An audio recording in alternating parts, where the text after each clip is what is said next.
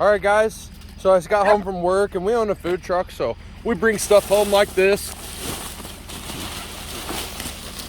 We got some avocados. We got some oranges. We got some lettuce and cardboard. So we got a lot of stuff from work that we can compost.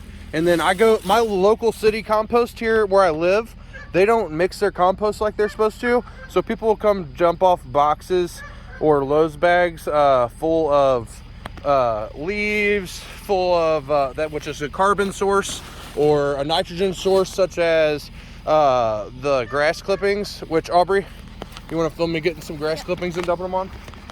So essentially you want your microbes to break down the carbon and the nitrogen into usable material that the microbes can break down farther into nutrients. And so we have a compost pile here. Has good drainage. Here's a bunch of green. We're trying to layer it green, brown, green, green, brown, green. And I'm gonna come through and I'm gonna be mixing this, and I'll tear up these boxes and bags a little more as I mix it.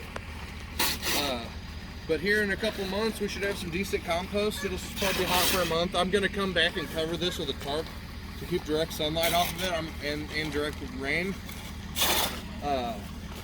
So we have some dried out grass clippings there. We got some carbon. This will all be broke down by microorganisms, same thing that bacteria is, good bacteria, bad bacteria. And so I go to my compost pile and I can pick up these bags, and like this is fresh green grass clippings. Somebody just came and dumped off, and it's a lot of raking and stuff I don't have to do.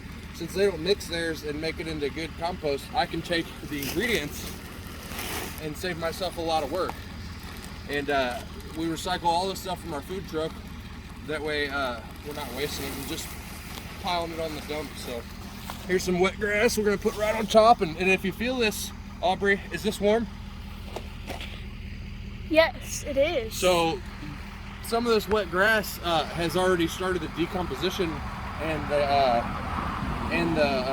the chemical breakdown that creates the heat. So this is probably already at 100, 120 degrees somewhere when I put it in the bag, and it's cooled down since then. But this pile should be smoking in a couple days. I'm gonna mix it and pour some water on it, and we'll come back and let you guys know on our progress. But that's basically how you make a compost pile.